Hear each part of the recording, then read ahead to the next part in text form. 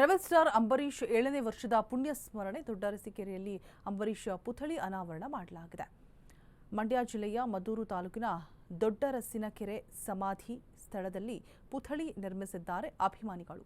ಅಂಬರೀಶ್ ಸಮಾಧಿಗೆ ಪೂಜೆಯನ್ನು ಸಲ್ಲಿಸಿ ಪುತ್ಥಳಿಯನ್ನು ಅನಾವರಣ ಮಾಡಲಾಗಿದೆ. ಪುತ್ಥಳಿ ಅನಾವರಣ ಮಾಡಿದ ಮಾಜಿ ಸಂಸದೆ ಸುಮಲತಾ ಅವರು ಪುಣ್ಯಸ್ಮರಣೆ ದಿನದಂದು ಪುತ್ಥಳಿ ಅನಾವರಣ ಮಾಡಿ ಸಂತಸ ತಂದಿದೆ ಅಂತ ಹೇಳ್ತಾ ಇದ್ದಾರೆ. ಅಭಿಮಾನಿಗಳು ಇಟ್ಟಿರುವಂತಹ ಪ್ರೀತಿಗೆ ನಾನು ಸದಾ ಚಿರಋಣಿಯಾಗಿರ್ತೇನೆ.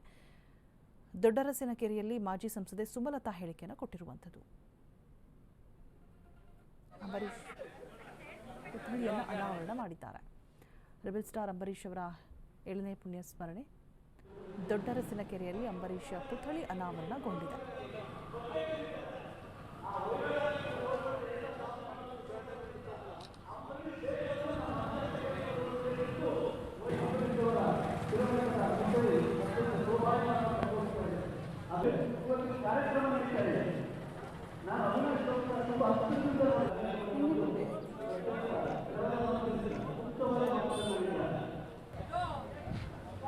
ವೇದಿಕೆಗೆ ಬರಬೇಕು. ಕಾರ್ಯಕ್ರಮವನ್ನು ವಿದ್ಯುಕ್ತವಾಗಿ ಪ್ರಾರಂಭ ಮಾಡಲು ಈಗಾಗಲೇ ನಿಗದಿತ ಸಮಯಕ್ಕೆ ಸುಮಾರು 3 ಗಂಟೆ ತಡವಾಗಿದೆ. ಹಾಗಾಗಿ